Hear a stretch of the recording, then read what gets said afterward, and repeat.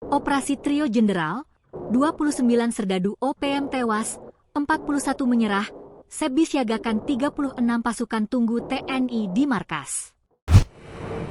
Jelang HUT OPM 2 Juli, operasi gabungan TNI Polri dilakukan secara senyap.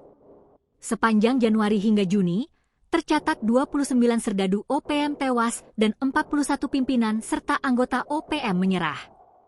Operasi ini dipimpin langsung oleh Maijen TNI Laki Afianto, Danops Habema, Jenderal Kopassus, dan Brigjen Pol Faizal Ramdhani, pimpinan Satgas Ops Damai Kartens. Mereka dibantu oleh tim-tim gabungan di bawah komando Maijen TNI Rudi Purwito, Pangdam 17 Cendrawasih yang juga Jenderal Kostrat. Juru bicara OPM, Sebbi Sambom, menyatakan kemarahan atas operasi ini, terutama setelah Danyon Sinak, Wendanus Murib, dilaporkan tewas tertembak. Kami menerima laporan dari Panglima OPM Kwayagi, Brigjen Lais Murib, bahwa terjadi kontak senjata antara Kodam dan aparat keamanan Indonesia di Sinak pada Rabu 25 Juni. Salah satu anggota kami, Wendanus Murib, meninggal dunia, ujar Sebbi.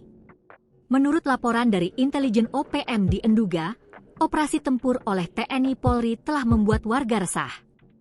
Sebbi bahkan menantang, kalau TNI Polri hendak mencari pasukan TPNPB, silakan datang ke 36 markas Kodam OPM.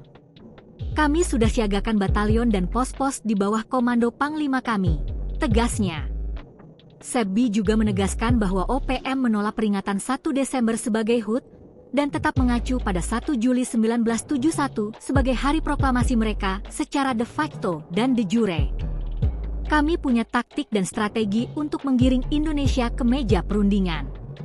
Ini akan kami lakukan lewat mobilisasi umum dan revolusi total.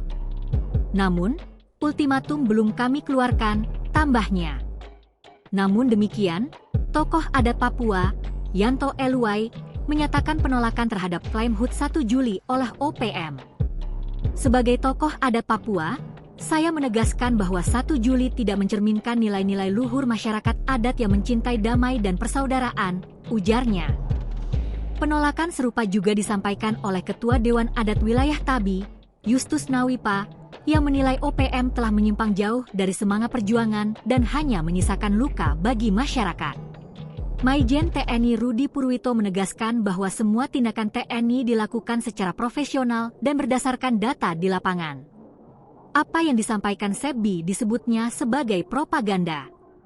Sementara itu, Maijen TNI Laki Afianto, Panglima Komando Operasi Habema, menyatakan TNI akan selalu hadir untuk melindungi warga Papua dan mengawal pembangunan di bumi Cendrawasih. Download Tribun X sekarang, menghadirkan lokal menjadi Indonesia.